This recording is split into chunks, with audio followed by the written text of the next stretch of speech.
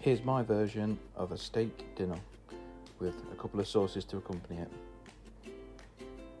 Tonight's meal is going to be ribeye steak with stilton and mushroom sauce, and also some roast carrots and parsnips with skin on roast potatoes.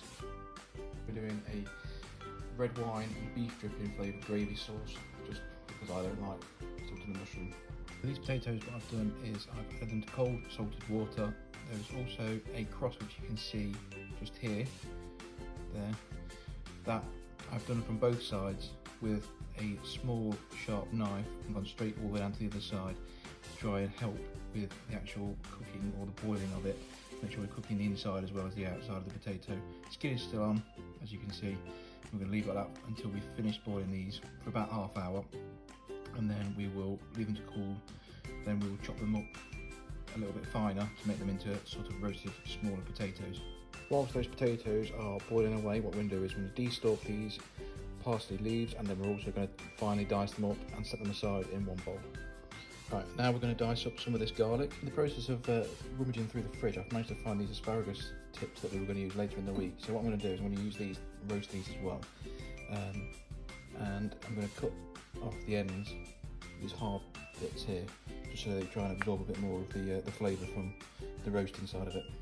I'm going to top and tail these carrots, take this top off and this off, and then do the same with the parsnips.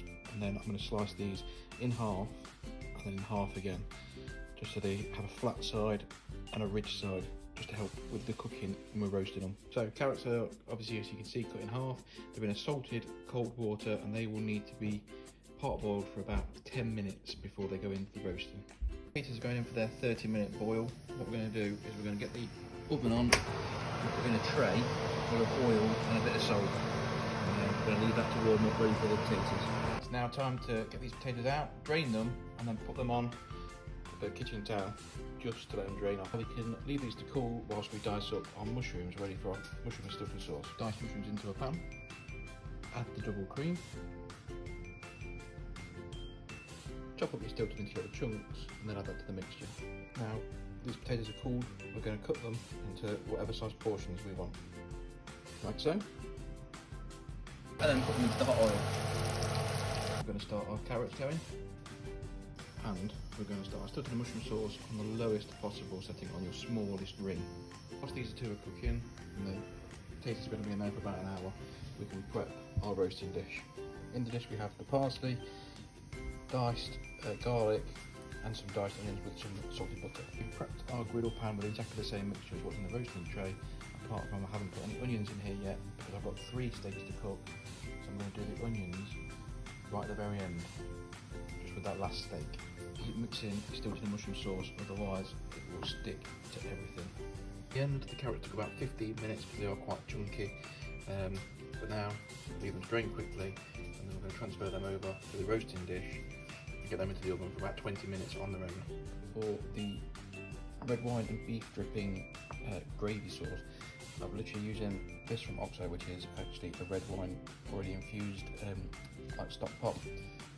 Half of that 250 gram block, because I think that's about how much we're going to need, and then it's just going to be adding gravy granules.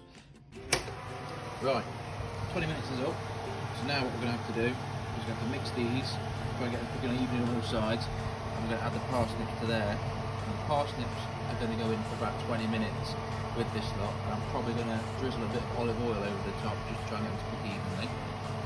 Whilst that lot is going on, we're going to gently start to warm this pan, try to make sure the butter doesn't burn, and get it ready for the steaks, whilst we're going to carry on mixing these two.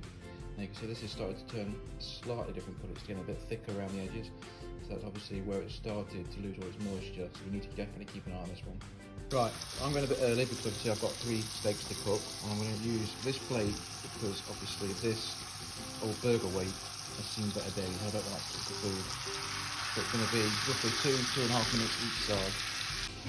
Right, it's now time to get these mixed up again, and the asparagus to go in there with a light drizzling of olive oil again. Now this steak is done, I'm going to have to put it into here, which is above the main oven. I'll do tin foil, just to use it as a bit of a heating oven. It still stays quite hot, as obviously I've got the rest of them to do. Right, so the onions are taking a little bit longer to do than what I thought, and so is the asparagus. So I'm just going to leave the steaks to keep warm and give it an extra couple of minutes. Because we haven't got enough jugs, this Stilton mushroom sauce is going to be in this milk jug, and the actual beef dripping gravy will be in a gravy jug. And here we have all dished up with the sauces ready to go.